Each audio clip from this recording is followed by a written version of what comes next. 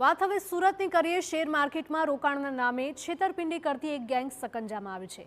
Surat cyber crime સેલને મોટી સફળતા મળી છે। ઓડિશા અને પશ્ચિમ બંગાળમાંથી 5 આરોપીની ધરપકડ કરાઈ છે। વોટ્સએપ ગ્રુપ અને નકલી ટ્રેડિંગ એપથી 27 લાખ રૂપિયાની છેતરપિંડી આચરતા હતા। આરોપીઓના ખાતામાં કરોડો રૂપિયાના ટ્રાન્ઝેક્શન પણ ઝડપાયા છે અને બેંક ખાતામાં 6 કરોડ 53 લાખ રૂપિયાથી વધુના ટ્રાન્ઝેક્શન મળી આવ્યા।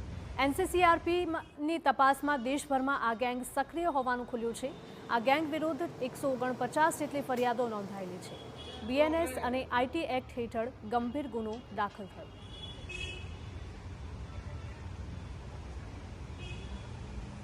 શેરમાં ઇન્વેસ્ટમેન્ટની ટિપ્સ આપવાના બહાને તેને વોટ્સઅપ ગ્રુપમાં જોડી અને ત્યારબાદ ફરજી વેબસાઇટ ઉપર એને એકાઉન્ટ ખોલાવડાવી ટ્રેડિંગના બહાને 26,20,000 જેટલી મોટી રકમ સાયબર ક્રિમિનલ્સ દ્વારા પડાવી લેવામાં આવી હતી। તેમણે આરઆરકે પબ્લિક બજાર પ્રાઇવેટ લિમિટેડ નામની એક ફરજી ફર્મ બનાવેલી હતી અને એ ફર્મના નામે એ લોકોએ સંયુક્ત જોઈન્ટ જે બેંક એકાઉન્ટ કહેવાય એ ખોલાવેલું હતું અને આ બેંક એકાઉન્ટની અંદર ફરિયાદીના 50,000 જેટલા રૂપિયા ગયેલા હતા। આ સમગ્ર મામલે તપાસ કરતા રેલો ઓડિશા અને પશ્ચિમ બંગાળ સુધી પહોંચ્યો હતો કે જ્યાંથી 5 આરોપીને સકંજામાં લેવામાં આવ્યા હતા। ઝડપાયેલા આરોપીઓ વિરુદ્ધ અગાઉ પણ આ પ્રકારે સાયબર ક્રાઇમના ગુના નોંધાયેલા હોવાનું ઘટસ્ફોટ થયું છે।